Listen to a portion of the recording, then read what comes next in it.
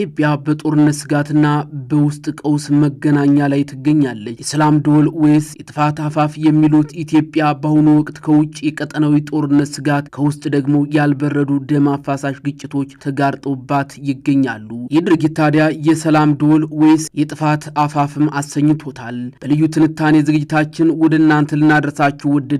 አብራችሁን ቆዩ። እንደ አውሮፓ አቆጣጠር በ2018 ታሪካዊ የተባለውን የሰላም ስምምነት ተከትሎ ጠቅላይ ሚኒስትር አብይ አህመድ የተሰጠው የኖቤል ሰላም ሽልማት ዛሬ በሰሜኑ ጦርነት ማግስት የደረሰው ቁስል ባልዳነበት ሁኔታ በትዝታነት ብቻ የሚጠቀስም ሆኖ ቀጥሏል።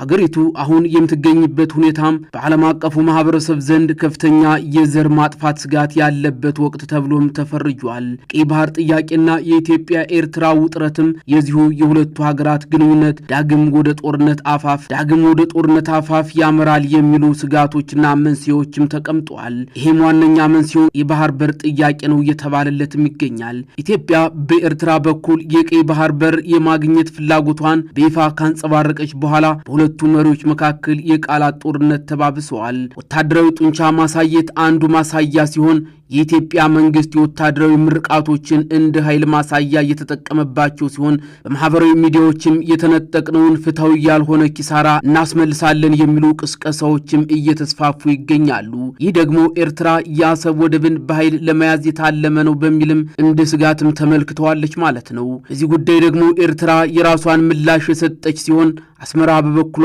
የድንበርና የወደብ ጉዳይ በሕግ የተዘጋ መሆኑን በመግለጽም አዲስ አበባን ግጭት ቀስቃሽ ስትልም ከሳለች ማለት ነው።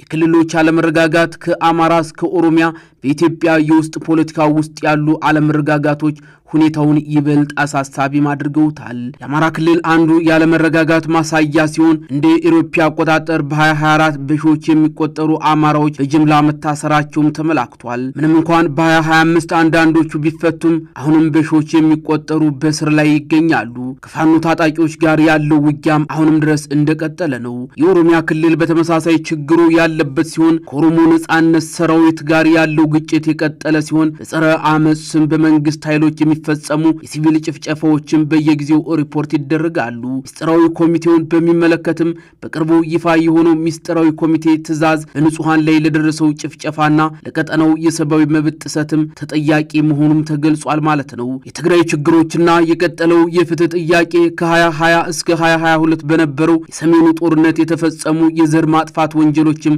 እስካሁን ተጠያቂነትም አላገኙም። እንደ አውሮፓ አቆጣጠር በ2024 የወጣው የኒው ላይንስ ኢንስቲትዩት ሪፖርት የኢትዮጵያና የኤርትራ ጦር በትግራይ ውስጥ የዘር ማጥፋት ወንጀል መፈጸማቸውን የሚያሳዩ ማስረጃዎችንም ይፋ አድርጎ እንደነበርም ይነገራል። በአሁኑ ወቅት 800 ሺህ የሚጠጉ ተፈናቃዮች በምግብና በመድኃኒት እጥረት ውስጥም ሲገኙ በመጋቢት 2025 በትግራይ ውስጥ በህወሓት የውስጥ ክፍፍል ሳቢያ የተደረገው የክልል መንግስት ስልጣን የመቆጣጠር ሙከራ ቀውሱን ይበልጥ ውስብስብም አድርጎታል። ከዚሁ ጋር በተያያዘ ታዲያ ጄኖሳይዶች ማስጠንቀቂያን በተመለከተ ዓለም አቀፉ የዘር ማጥፋት ተመልካች ድርጅቶች ወይም ጄኖሳይዶች ኢትዮጵያን በሶስት የዘር ማጥፋት ደረጃዎች ላይ ትገኛለች ሲልም ፈርጇል። ደረጃ 3 መገለል ወይም አድሎ ሲሆን ደረጃ 5 መደራጀት ነው።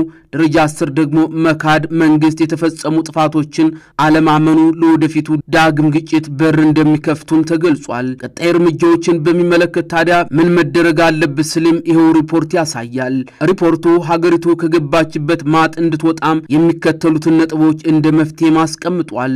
ዓለም አቀፍ ተጠያቂነቱ፣ ገለልተኛ ምርመራና ዲፕሎማሲያዊ ጥረቶች መደረግ እንዳለባቸውም በዋናነት አስቀምጧል። ዓለም አቀፋዊ ተጠያቂነትን ስንመለከት ዓለም አቀፋዊ ተጠያቂነትን ሲያስቀምጠው ኢትዮጵያ በትግራይ ለፈጸመችው ወንጀል በተባበሩት መንግስታት የዘር ማጥፋት ስምምነት መሰረት በዓለም አቀፍ የፍትህ ፍርድ ቤት እንድትጠየቅም ማድረግ እንዳለበትም ገልጿል። ሌላው ገለልተኛ ምርመራ ሲሆን የሰብአዊ መብቶች ምክር ቤት በኢትዮጵያና ኤርትራ ጦር የተፈጸሙ ጭፍጨፋዎችን የሚያጣራ ቡድን በአስቸኳይ እንዲቋቋም ሲል ማክሏል። ዲፕሎማሲያዊ ጥረቶች በዚሁ በሪፖርቱ የተቀመጠ ነጥብ ሲሆን የተባበሩት መንግስታትና የአፍሪካ ህብረት በኢትዮጵያና ኤርትራ መካከል የሰላም ድርድር እንዲመቻቹ ሲልም አስቀምጧል። በማጠቃለያ ሐሳቡም ይህ ሪፖርት እንደ ማስጠንቀቂያ ደወል ሊታይ ይገባል ይላል። በሀገሪቱ የተለያዩ ክፍሎች የሚታዩት የጅምላ ስርዓቶች፣ የሲቪል ጭፍጨፋዎችና ሰብአዊ እርዳታ እጦቶች የሀገሪቱን ህልውና አደጋ ላይ ጥለውታል ሲልም ያክላል። የፖለቲካ ልዩነቶች